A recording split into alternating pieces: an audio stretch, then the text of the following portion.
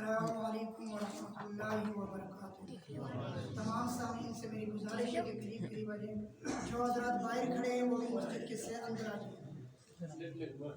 مختصر سی بات ہوگی، لمبی چوڑی بات نہیں ہوگی، لیکن آپ حضرات کی توجہ ہوگی تو آپ کو بھی فائدہ ہوگا، مجھے بھی فائدہ ہوگا۔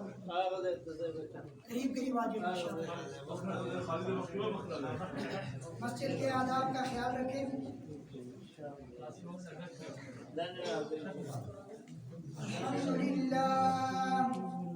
الحمد لله نحمده ونستغفره ونؤمن به ونتوكل عليه ونعوذ بالله من شرور أنفسنا ومن سيئات أعمالنا، ومن يهده الله فلا مضل له ومن يضلله فلا هادي له، ونشهد أن لا إله إلا الله وحده ونشهد أن سيدنا ومولانا محمد صلى الله عليه وعلى آله وأصحابه أجمعين، أما بعد فأعوذ بالله من الشيطان الرجيم، بسم الله الرحمن الرحيم، إنا نحن نزلنا الذكر وإنا له لحافظون،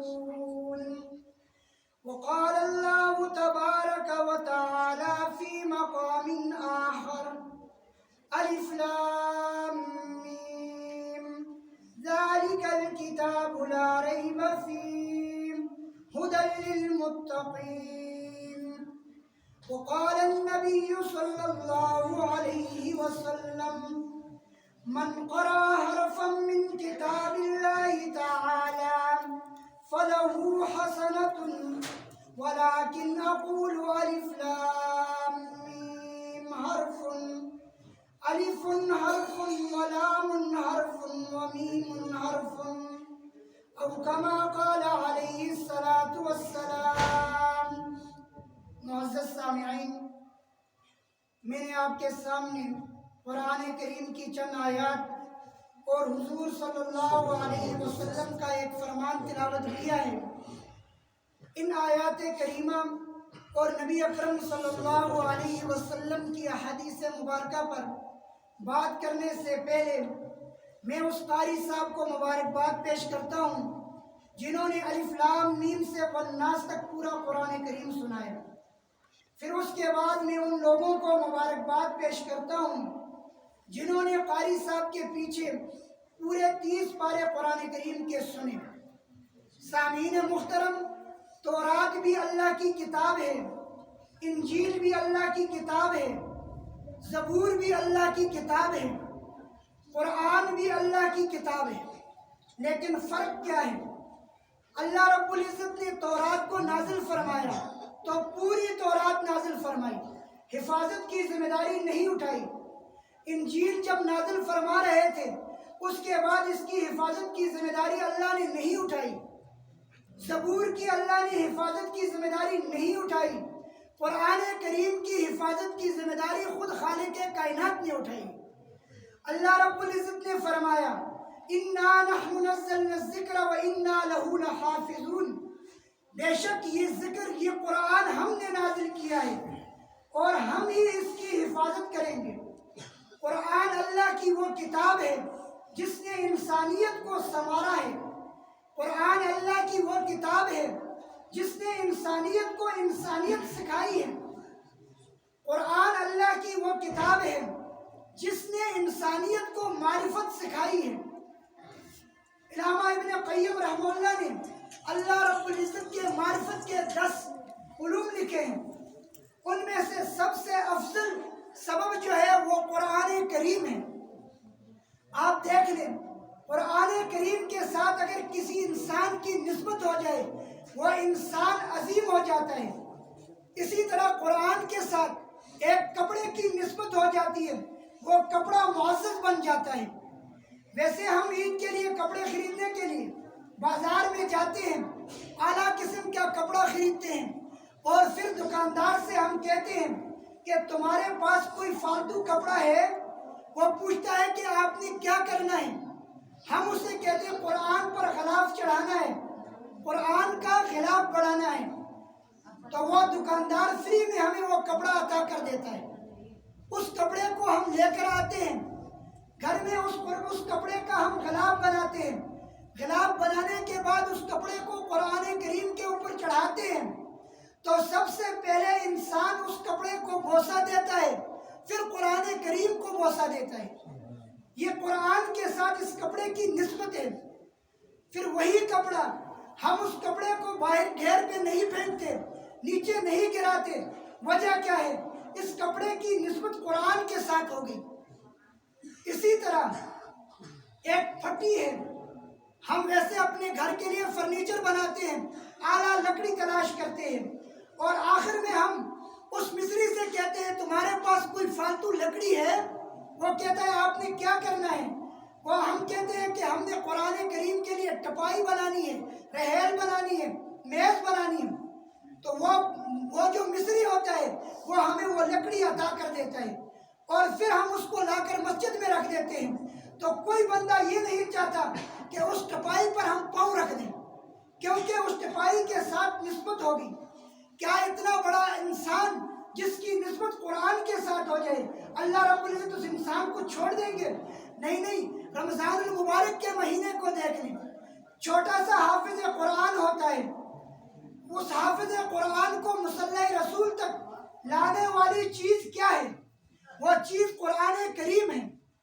حافظ قرآن مصلی پہ کھڑا ہوتا ہے، پیچھے محلے کا خان کھڑا ہوتا ہے، چودھری کھڑا ہوتا ہے، اور اسی طرح اس بچے کا باپ کھڑا ہوتا ہے، تمام لوگ اس حافظ قرآن کے پیچھے کھڑے ہوتے ہیں۔ اس بچے کو مصلی تک پہنچانے والا کون ہے؟ اونچی آواز سے بولے، کون ہے؟ قرآن ہے۔ قرآن کے ساتھ ہماری نسبت بن جائے تو ہماری ذات بھی عظیم بن جائے گی۔ اللہ کے نبی نے فرمایا یقال لصاحب القرآن، کل قیامت کے دن اللہ رب العزت صاحب قرآن سے کہیں گے اقرا ورتقی، قرآن کو پڑھ اور ٹھہر ٹھہر کر پڑھ، اور جنت کی سیڑھیوں پہ چڑھتا جا، جہاں تیری آیت ختم ہوگی وہی تیرا مقام ہوگا۔ یہ حافظ قرآن کی فضیلت ہے، یہ کوئی معمولی کام نہیں۔ اللہ رب العزت کا انتخاب ہوتا ہے، اللہ رب العزت جسے پسند کرتے ہیں اسے قرآن کریم کا علم عطا فرماتے ہیں۔ میرے عزیز بزرگوں اور دوستوں، رمضان اور قرآن کا آپس میں بڑا گہرا تعلق ہے۔ اس رمضان المبارک کے مہینے میں اللہ رب العزت نے قرآن کریم کو نازل فرمایا۔ اب وہ رات کون سی تھی؟ اللہ رب العزت نے فرمایا اِنَّا أَنزَلْنَاهُ فِي لَيْلَةِ الْقَدْرِ وَمَا أَدْرَاكَ مَا لَيْلَةُ الْقَدْرِ۔ اللہ رب العزت فرماتے ہیں بے شک ہم نے اس قرآن کریم کو لیلۃ القدر میں نازل کیا۔ لیلۃ القدر سے کیا مراد ہے؟ اب جو لیلۃ القدر ہے خیر من الف شہر، 1000 مہینوں سے افضل ایک رات ہے۔ نبی اکرم صلی اللہ علیہ وسلم نے فرمایا رمضان المبارک کے آخری عشرے میں تم لیلۃ القدر کو تلاش کرو، آخری عشرے کے تاک راتوں میں تم لیلۃ القدر کو تلاش کرو۔ اب تاک راتیں کون کون سی ہیں؟ 21ویں رمضان کی رات ہے، 23ویں رمضان کی رات ہے، اور 25ویں رمضان کی رات ہے، 27ویں رمضان کی رات ہے، 29ویں رمضان کی رات ہے۔ اس رات میں ہر انسان کو چاہیے کہ وہ بیٹھ کر لیلۃ القدر کو تلاش کرے۔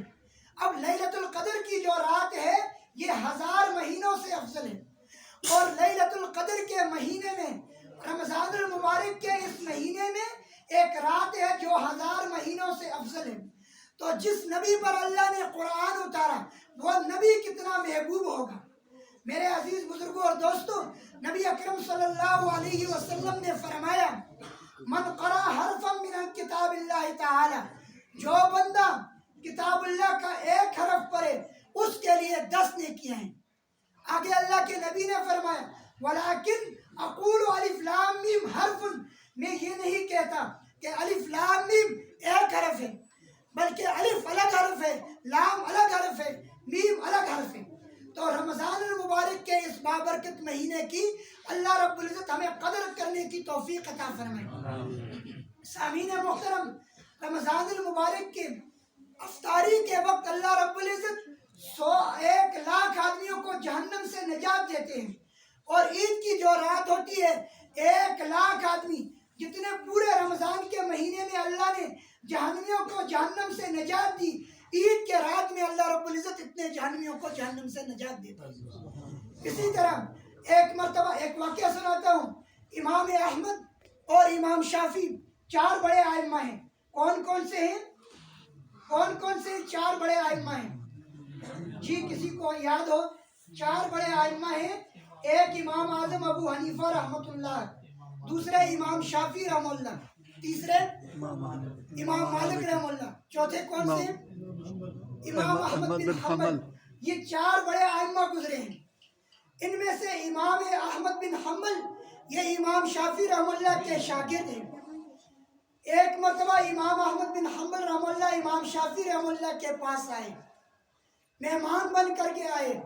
امام شافعی رحمہ اللہ کی بیٹیوں نے ان کے لیے کھانا تیار کیا، کھانا سامنے لایا گیا تو امام احمد بن حنبل رحمہ اللہ نے وہ سارا کھانا تناول فرمایا۔ اب مہمان ہیں، مہمان کے اکرام کے لیے کھانا پیش کیا گیا تو میزبان نے سارا کھانا کھا لیا۔ امام شافعی رحمہ اللہ نے اس بات کو محسوس کر لی لیکن کہا کچھ نہیں۔ اس کے بعد امام شافعی رحمہ اللہ کی بیٹیوں نے پانی لا کر رکھ دیا، چارپائی پر آرام فرما رہے ہیں، تہجد کی نماز کے لیے وضو بنانے کے لیے پانی لا کر رکھ دیا گیا۔ اب پانی رکھا گیا، صبح کا وقت ہے، امام شافعی رحمہ اللہ نے ان کو آواز دی نماز کے لیے، وہ اٹھے اور انہوں نے وضو نہیں بنایا، مسجد میں گئے، مسجد میں جا کر نماز پڑھی۔ امام شافعی رحمہ اللہ سے یہ برداشت نہ ہوا۔ امام شافعی رحمہ اللہ نے فرمایا، احمد عجیب بات ہے، کھانا لایا گیا، سارا کھانا آپ نے تناول کر لیا، وضو کے لیے پانی رکھ دیا گیا، آپ نے پانی استعمال نہیں کیا، اور نماز کا کہا، آپ نے وضو نہیں بنایا۔ تو امام احمد بن حنبل رحمہ اللہ کے آنکھوں سے آنسو جاری ہوئے۔ فرمایا آپ سنیں، کھانا لایا گیا، میں نے کھانے سے پہلا لقمہ اٹھایا، مجھے اس کھانے سے حلال کمائی کی بو آ رہی تھی، میں نے کہا یہ سارا کھانا میں تناول کر لیتا ہوں، سارا کھانا میں نے کھا لیا۔ جو پانی میرے لیے رکھا گیا تھا، میں رات کو سویا نہیں ہوں، میرے پاس قرآن کریم کی ایک آیت کریمہ تھی جس نے مجھے سونے نہیں دیا، میں اس آیت کریمہ میں غور اور فکر کرتا رہا، اس آیت کریمہ سے میں نے 100 مسائل نکالے، اور وضو اس لیے نہیں بنایا کہ رات کو میں سویا نہیں تھا۔ تو فرمایا کیا آپ سوتے نہیں؟ فرمایا لوگوں کی ہمارے اوپر نظریں ہیں، یہ ہمارے لیے مسائل نکالیں گے، ہم بھی سو جائیں تو ہمارے اور ان لوگوں میں کیا فرق ہوگا؟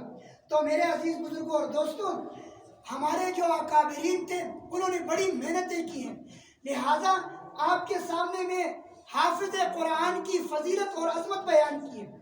اب اس فضیلت اور عظمت کو بیان کرنے کا مقصد کیا ہے؟ مقصد یہ ہے کہ آپ اپنے بچوں کو قرآن کی تعلیم دو، قرآن کی تعلیم کو لازم کرو۔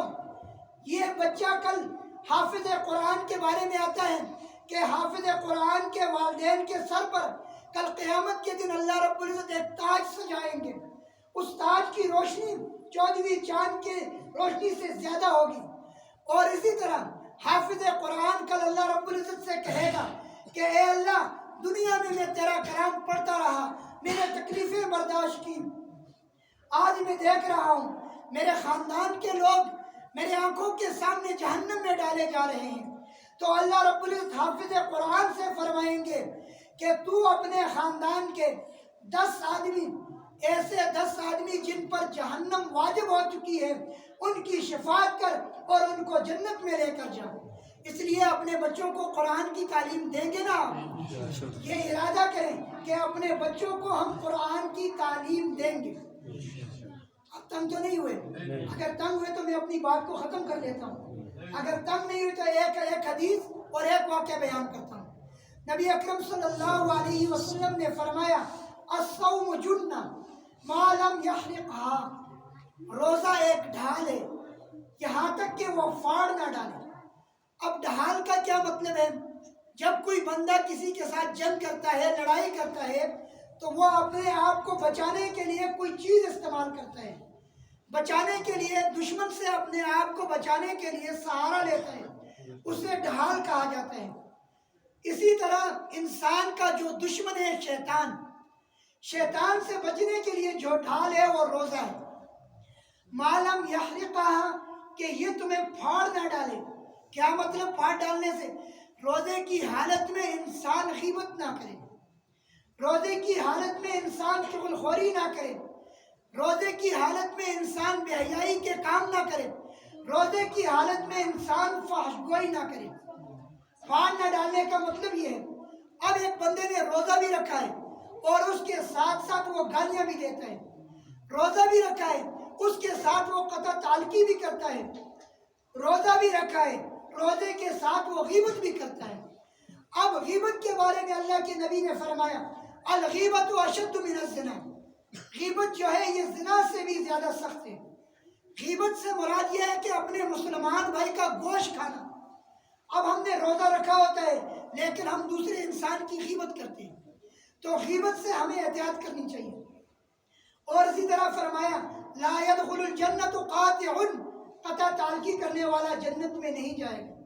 رمضان المبارک کا بابرکت مہینہ ہوتا ہے، بات بات پہ ہم ایک دوسرے سے ناراض ہو جاتے ہیں، تو اب آپ یہاں بیٹھے یہ ارادہ کریں کہ جس سے ہم ناراض تھے آج ہی ہم ان کو منا لیں گے۔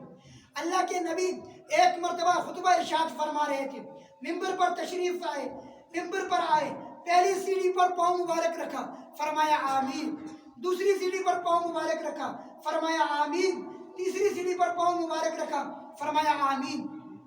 خطبے کے بعد صحابہ اکرام نے پوچھا یا رسول اللہ، آپ نے خلاف عادت 3 مرتبہ پہلی سیڑھی پر پاؤں رکھا، آمین فرمایا، دوسری سیڑھی پر پاؤں رکھا، آمین فرمایا، تیسری سیڑھی پر پاؤں رکھا، فرمایا آمین، وجہ کیا ہے؟ نبی اکرم صلی اللہ علیہ وسلم نے فرمایا میں نے ممبر کے پہلی سیڑھی پر پاؤں رکھا تو میرے پاس جبرائیل امین آئے، فرمایا ہلاک ہو جائے وہ شخص جو رمضان المبارک کا مہینہ پائے اور اپنی بخشش نہ کروائے۔ میں نے فرمایا آمین، فرمایا میں نے دوسری سیڑھی پر پاؤں رکھا، جبرائیل امین نے فرمایا ہلاک ہو جائے وہ شخص جس کے والدین زندہ ہوں اور اپنے والدین کو راضی نہ کر سکے۔ تو آج ہم اپنے والدین کو دیکھ لیں، ہم اور اپنے والدین کے ساتھ کیسا رویہ رکھتے ہیں۔ ایک صحابی کا واقعہ ہے، ایک صحابی ہے سعد بن حضرت علقمہ رضی اللہ تعالی عنہ، یہ وہ صحابی ہیں جو ہر جنگ میں نبی اکرم صلی اللہ علیہ وسلم کے ساتھ شریک ہوتے تھے۔ اب ان کے موت کا وقت ہے، آخری لمحات میں زبان بند ہے، صحابہ ان کی بیوی نبی علیہ السلام کے پاس آئی، فرمایا یا رسول اللہ علقمہ کی زبان بند ہے، موت کا وقت ہے، آخری لمحہ ہے۔ نبی اکرم صلی اللہ علیہ وسلم نے 3 یا 4 بڑے صحابہ اکرام کو بھیجا، حضرت ابو بکر صدیق، حضرت علی، حضرت ابو ذر، حضرت مسعود، یہ 4 بڑے صحابہ کو بھیجا کہ تم جاؤ اور حضرت علقمہ کو کلمے کی تلقین کرو۔ وہ 4 بڑے صحابہ اکرام آئے، انہوں نے حضرت علقمہ کے پاس کلمے کی تلقین کی۔ حضرت علقمہ رضی اللہ تعالی عنہ کی زبان مبارک بند ہے، انہوں نے دوبارہ حضرت بلال رضی اللہ تعالی عنہ کو نبی کریم صلی اللہ علیہ وسلم کے پاس بھیجا، فرمایا یا رسول اللہ علقمہ کی زبان بند ہے۔ تو نبی اکرم صلی اللہ علیہ وسلم نے فرمایا کیا اس کے والدین میں سے کوئی زندہ ہے؟ ایک صحابی نے کہا یا رسول اللہ ان کے والد تو فوت ہو گئے ہیں لیکن والدہ زندہ ہے اور ان کے پاس نہیں رہتی، دور ایک بستی ہے وہاں رہتی ہے۔ تو نبی اکرم صلی اللہ علیہ وسلم نے حضرت بلال رضی اللہ تعالیٰ عنہ کو بھیجا کہ تم جاؤ اور حضرت علقمہ کی والدہ کو بلا کر لاؤ۔ حضرت بلال رضی اللہ تعالیٰ عنہ گئے، جا کر حضرت علقمہ رضی اللہ تعالیٰ عنہ کی والدہ کو بلا کر نبی اکرم صلی اللہ علیہ وسلم کے پاس لے آئے۔ نبی علیہ السلام نے فرمایا علقمہ کیسا بندہ ہے؟ فرمایا یا رسول اللہ بہت اچھا بندہ ہے، تہجد گزار ہے اور میں اس سے ناراض ہوں۔ تہجد گزار ہے، نماز کا پابند ہے، جنگ میں جہاد میں آپ کے ساتھ شریک ہو رہا تھا، لیکن میں اس سے ناراض ہوں۔ فرمایا آپ کیوں ناراض ہیں؟ فرمایا ایک مرتبہ ایک جنگ سے واپس آئے اور پہلے یہ اپنی بیوی کے پاس گئے، بعد میں میرے پاس آئے ہیں، اس وجہ سے میں ان سے ناراض ہوں۔ تو نبی علیہ السلام نے فرمایا کہ تو علقمہ کو معاف کر دے۔ فرمایا یا رسول اللہ میں علقمہ کو معاف نہیں کرتی۔ تو نبی اکرم صلی اللہ علیہ وسلم نے فرمایا، چند نوجوانوں کو بلایا کہ آپ جاؤ لکڑیاں لے کر آؤ، میں علقمہ کو جلاتا ہوں، اور بعض صحابہ کو بھیجا کہ علقمہ کو اٹھا کر میرے پاس لاؤ۔ والدہ تو والدہ ہوتی ہے، حضرت علقمہ رضی اللہ تعالی عنہ کی والدہ نے دیکھا کہ نبی اکرم صلی اللہ علیہ وسلم میرے آنکھوں کے سامنے میرے بیٹے کو جلا رہے، فرمایا یا رسول اللہ میں نے معاف کر دیا۔ جو ہی یہ الفاظ کے حضرت بلال رضی اللہ تعالیٰ عنہ دوڑتے ہوئے پہنچے تو حضرت علقمہ رضی اللہ تعالیٰ عنہ کی زبان سے کلمہ جاری ہوا۔ تو آج ہم دیکھ لیں ہم اپنے والدین کے ساتھ کیا سلوک کرتے ہیں۔ اللہ رب العزت نے قرآن کریم میں اپنا حق بیان کیا، اپنے حق کے ساتھ اللہ نے والدین کے حقوق کو بیان کیا۔ تو میرے عزیز بزرگوں اور دوستوں، ہم یہاں بیٹھے ہیں، ہم یہ ارادہ کر لیں آج ہی جا کر ہمارے والدین اگر ہم سے ناراض ہیں ہم ان کو منا لیں۔ دوسرا یہ ہے کہ ہم نے کسی کے ساتھ قطع تعلقی کی ہے، ہم کسی سے ناراض ہیں، آج ہم مسجد سے نکلیں یہ ارادہ کریں کہ ہم جا کر ان کو منا لیں گے۔ تو اللہ رب العزت سے دعا ہے کہ رب تعالی شانہ مجھے اور آپ کو جو کچھ کہا گیا اس پر عمل کرنے کی توفیق عطا فرمائے۔ وما علینا الا البلاغ۔ قاری سے بھی اونات ہوئی۔